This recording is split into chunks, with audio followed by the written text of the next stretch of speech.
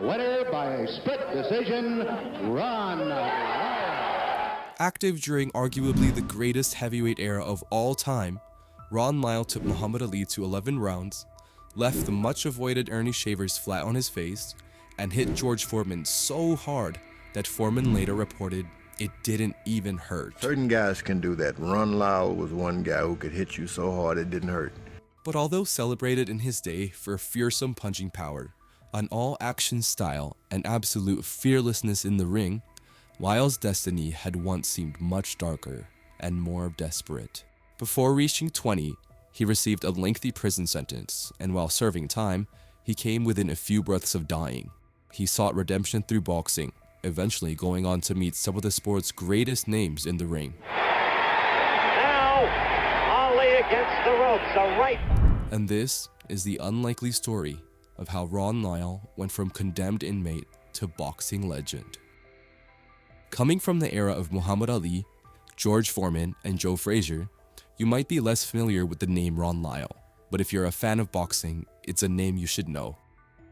After being sentenced 15 to 25 years when just 19, the trajectory of Ron Lyle's life seemed set.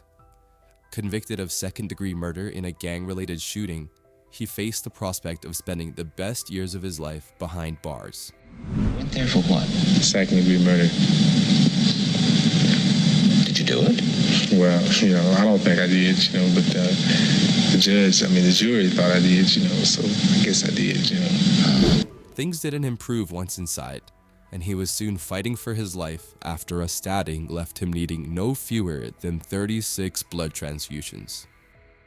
Technically, he died twice on the operating table before a determined doctor managed to save him, and so close had he been to the end that his death certificate was already signed. Prematurely, as it turned out. He always maintained his innocence for this murder, but later in life, he was once again accused of killing a man. Where he went, controversy and sometimes violence seemed to follow, but those who knew him told a different story. He was a tough man, they said, who would never back down. But he was never one to pick a fight, and he had a kind heart. He also possessed an unbreakable determination, and it was this quality, above all, that saw him cheat death in prison before going on to challenge some of the most famous names in heavyweight boxing history. Born in Dayton, Ohio, Lyle moved to Denver, Colorado when he was 4. His father was a preacher, and Lyle, the third of 19 siblings, had religion instilled into him from a young age. However, growing up in a rough area, he mixed with the wrong crowd and soon found himself involved with gangs. As a teenager, he spent time in Buena Vista Correctional Facility for his part in a burglary. Then, after his release, a 21-year-old rival gang member was shot dead, and Lyle was sent to prison for his murder.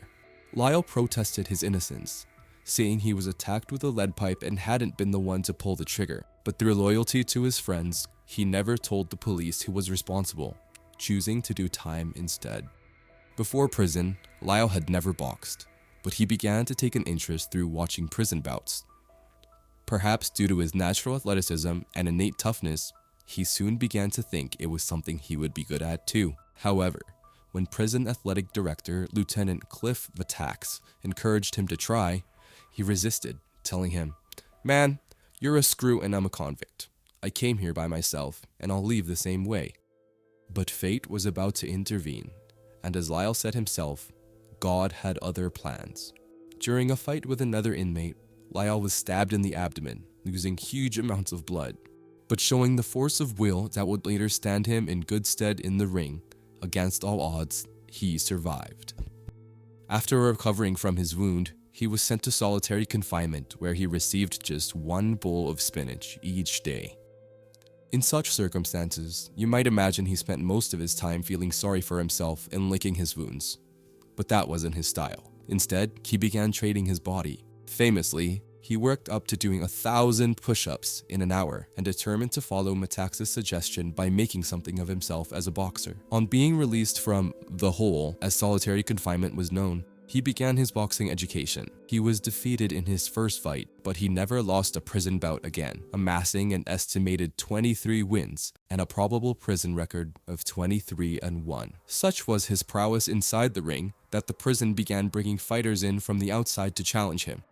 And it wasn't long before his increasingly impressive record brought him to the attention of Bill Daniels, the owner of a local boxing team. At this time, Lyle was up for parole but was rejected twice on the grounds that professional boxing wasn't a credible career plan. To solve this, Daniels secured Lyle work as a welder so he could join his team, and Lyle walked free after serving just 7.5 years of his sentence. On the outside, Lyle quickly embarked upon a short but successful amateur career. He won several championships and became the first American to beat a Soviet heavyweight with a win over Armenian Kamo Saroyan. He also defeated fellow American Dwayne Bobbitt, and with this victory, Lyle looked set to represent the US at the 1972 Munich Olympics. But instead, he elected to turn pro, with Bobbitt being sent in his place. By now, Lyle was already 30 years old, so you can understand his decision to skip the Olympics in favor of the more lucrative professional scene. But even at this age, with a post-prison amateur record of 25-4, with 17 knockouts, he was still touted as a promising talent. On turning pro, Lyle raced to a record of 19-0, including 17 knockouts, before first tasting defeat against Jerry Query.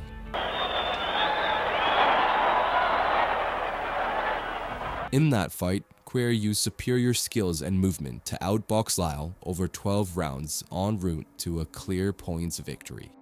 After a subsequent string of wins, he lost again to Jimmy Young, but ironically, his loss to Query may have helped set up one of the most memorable nights of Lyle's career when he was given the call to face Muhammed Ali. The 8th round! What if it don't get to the 8th? Don't get to the 8th, then I get you earlier. Now in his second stint as champ, Ali may have noted how Lyle was easily defeated by a skilled boxer and thought Lyle would make an easy night's work.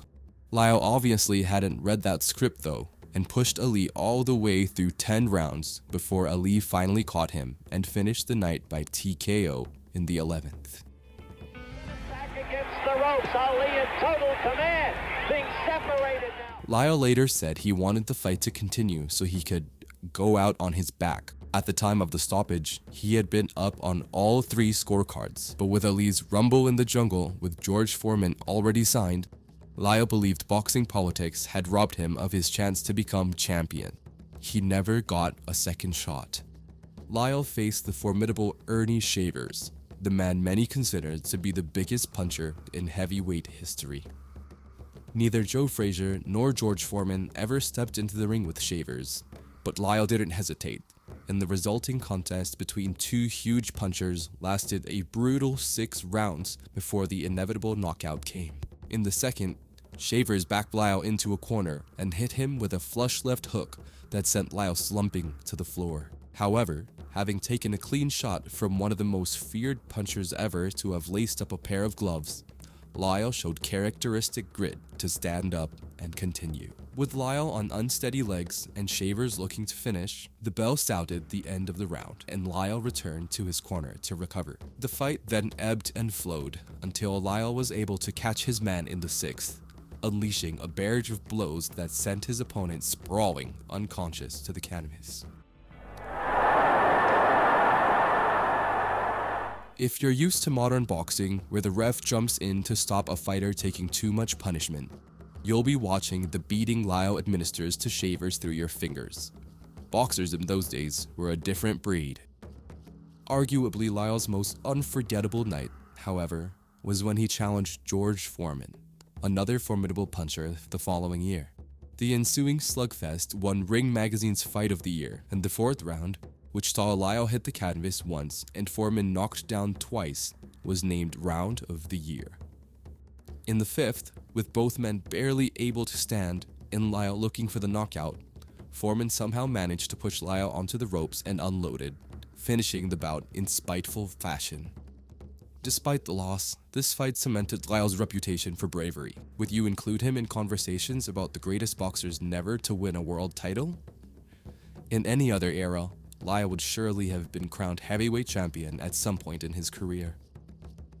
Following this loss, Lyle fought on until 1980, picking up several wins and a couple of losses, including a shock second-round KO to the unheralded Lynn Ball that effectively ended his hopes of ever challenging for a title again.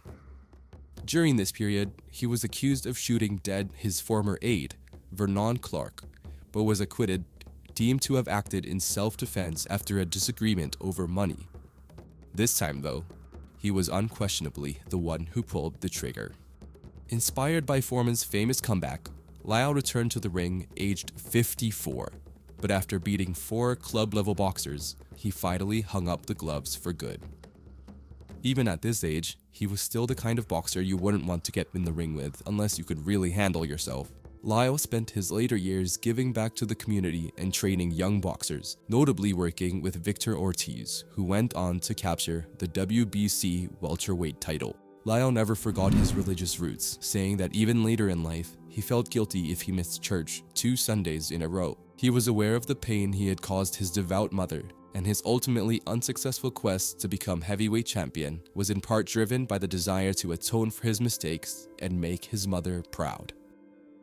Ron Lyle died suddenly at 70 due to a stomach issue. Those who knew him recall a loyal friend who always had the back of those closest to him. To boxing fans, he is remembered for his magnificent duels against Ali, Shavers, and Foreman, and is revered as a cult hero who punched hard, feared no opponent, and always loved everything in the ring and never took a step back, no matter who was standing in the opposite corner.